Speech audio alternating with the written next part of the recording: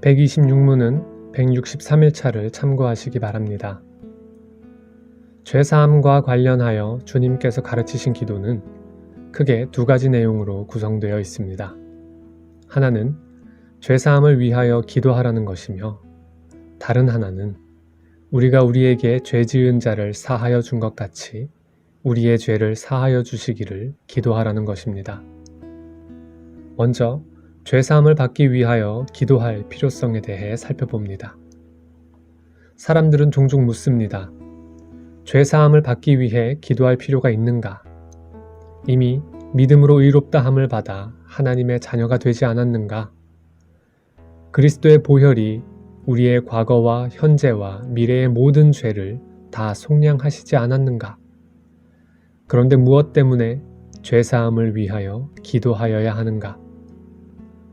이런 반론을 제기하는 이들이 종종 다음의 구절을 인용합니다. 너희 중에 이와 같은 자들이 있더니 주 예수 그리스도의 이름과 우리 하나님의 성령 안에서 씻음과 거룩함과 의롭다 하심을 받았느니라. 고린도전서 6장 11절.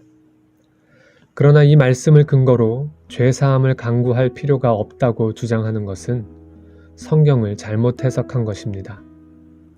이 말씀은 하나님 보시기에 예수 그리스도 안에서 이미 우리가 깨끗해진 자들이라는 사실을 말하지만, 실제로 인생을 살고 있는 현재의 시간 안에서 전혀 죄를 범하지 않고 있다는 사실을 말하는 것은 아닙니다. 무엇보다도 요한일서 1장 8절에 만일 우리가 죄가 없다고 말하면 스스로 속이고 또 진리가 우리 속에 있지 아니할 것이요 라는 말씀, 또 요한일서 1장 10절에 만일 우리가 범죄하지 아니하였다 하면 하나님을 거짓말하는 이로 만드는 것이니 또한 그의 말씀이 우리 속에 있지 아니하니라는 말씀은 이 세상에서 신앙의 길을 걸어가는 동안 신자들은 누구도 완전하지 않으며 여전히 죄를 범하는 연약성을 가지고 있음을 분명하게 밝혀줍니다. 그렇기 때문에 오히려 하나님의 신실한 자녀일수록 죄에 대해 민감하며 내면의 죄를 더 크고 깊게 느끼는 법입니다. 그리고 죄사함의 간구를 진실히 그리고 간절히 드리게 됩니다. 요리문답을 해설하면서 우르시누스는 신자라 할지라도 죄사함을 위해 기도해야 할 세 가지 이유를 다음과 같이 요약해 줍니다. 하나는 죄사함이 없이는 구원을 받을 수 없는데 하나님께서는 죄사함을 바라지 않는 자에게는 구원을 베푸시지 않는다는 것입니다. 우르시누스의 이 설명은 죄사함의 은혜를 받는 자들은 죄사함을 간구하는 은혜 또한 누리는 자들임을 말해줍니다. 회개를 통해 죄사함을 간구하는 것은 구원을 받는 방식인 것입니다. 다른 하나는 아무리 거룩한 사람이라도 죄의 흔적을 다 떨어내지 못하기 때문에 죄사함을 간구함으로 더욱더 깊은 회개에 들어가도록 하기 위함입니다.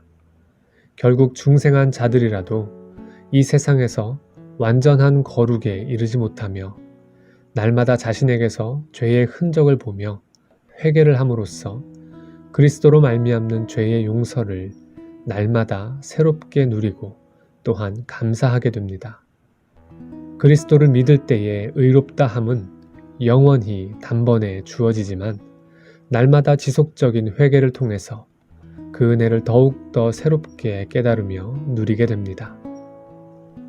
마지막 하나는 하나님께서 베푸시는 어떠한 복도 죄사함의 구원을 받지 못한 자들에게는 복이 아니라 오히려 심판의 이유로 작용할 수 있기 때문에 더욱더 죄사함을 바라게 됨을 말합니다. 죄사함의 은혜를 받지 못한 사람이 가지고 있는 은사들은 모두 하나님께 불순종의 죄를 범하는 데 사용되는 수단들이 되고 맙니다. 선지자 노릇도 소용이 없고 주님의 이름을 부르는 열심과 헌신도 소용이 없으며 심지어 귀신을 내쫓는 능력도 소용이 없습니다. 이 모든 것들이 죄사함이 없다면 구원에 이르기는 고사하고 정죄를 더하는 수단이 될 따름입니다. 그런데 어찌하여 주님께서는 죄사함을 위한 간구를 하되 우리가 우리에게 죄 지은 자를 사하여 준 것 같이 우리 죄를 사하여 주시옵고 라고 기원하도록 하셨을까요? 이 말씀은 우리가 이웃의 죄를 사하여 주는 의를 내세워 그 공로로 죄사함을 구하라는 뜻처럼 여겨집니다. 그렇다면 그리스도를 믿음으로 말미암아 죄사함의 은혜를 누리는 복음과 어긋나는 것이 아닐까요?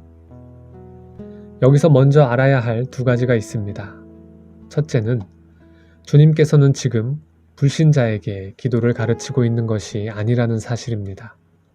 주님께서는 하나님을 아버지라 부르는 자녀들을 향하여 기도를 가르치고 계십니다. 즉, 은혜로 이미 구원을 받은 자들에게 기도를 가르치고 계신 것입니다. 주님이 가르치시는 기도는 이미 그리스도의 은혜로 의롭다함을 받아 하나님의 자녀가 된 자들에게 교훈하는 기도입니다. 다시 말해서 용서의 은혜를 이미 누리고 있는 자들이 매일매일 삶에서 하는 기도입니다.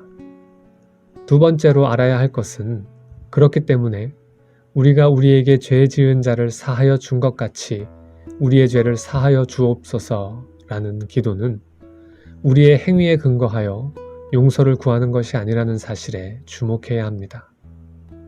즉, 이웃의 죄를 용서한 공로를 근거로 하나님의 용서를 구하는 것이 아닙니다. 주님께서 우리가 우리에게 죄 지은 자를 사하여 준 것 같이 라고 하신 것은 공로를 말씀하기 위한 것이 아니라 죄 사함의 방식을 말하기 위함입니다. 우리가 우리에게 죄 지은 자를 사하여 주는 일이 있는 것과 같은 방식으로 우리의 죄를 사하여 주시옵소서라는 말이 됩니다. 이 두 가지 사실을 잘 염두에 두고 죄사함의 기도의 의미를 잘 이해할 필요가 있습니다. 우리가 어떤 방식으로 이웃의 죄를 사하여 줍니까? 우리에게 죄를 범한 자를 우리가 용서할 때 그가 행한 선한 보상의 공로를 보고 그것을 근거로 용서하나요? 아닙니다. 그렇다면 그것은 용서가 아닙니다. 우리들이라도 부모로서 자녀를 용서할 때 용서를 구하는 자녀의 마음을 받아 보상과 공로를 요구하지 않은 채 용서를 베풉니다. 친구와 이웃을 용서할 때도 마찬가지입니다. 행위의 보상과 공로를 근거로 한다면 그것은 용서가 아니라 공의의 실행입니다. 만일 이런 뜻이라면 주님의 기도는 하나님께서 우리를 우리의 행위와 공로로 용서하여 주시기를 간구하라는 말이 됩니다. 이것은 잘못된 해석입니다. 이런 기도는 하나님의 자녀로서는 생각도 못하는 기도입니다. 왜냐하면 오직 그리스도의 보혈로 베푸시는 용서의 은혜만이 우리의 구원임을 아는 자들이 바로 하나님의 자녀이기 때문입니다. 그러므로 우리가 우리에게 죄 지은 자를 사하여 준 것과 같이를 풀어보면 이러한 기도가 됩니다. 하나님 아버지, 우리는 하나님의 용서의 은혜로 죄사함을 받아 하나님의 자녀가 되었습니다. 우리가 그러한 은혜에도 불구하고 일상 가운데 죄를 범하는 일이 있어 심히 괴롭습니다.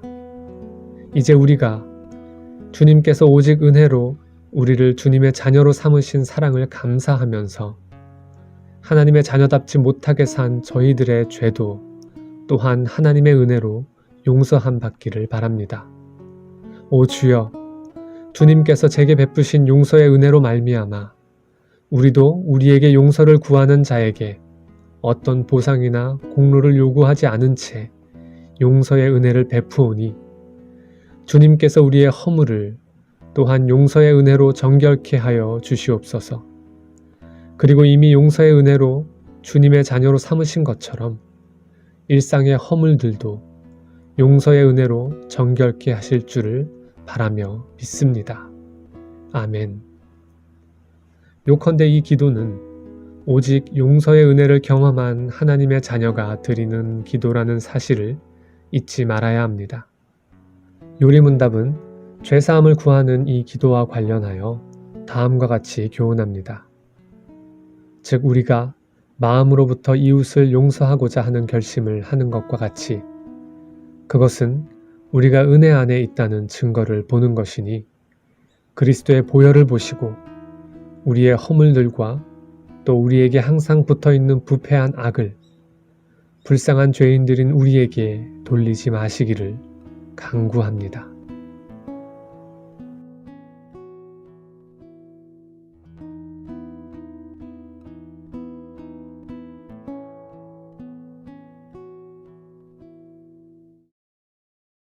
나는 오직 주의 인자하심을 의뢰하여 싸우니 내 마음은 주의 구원을 기뻐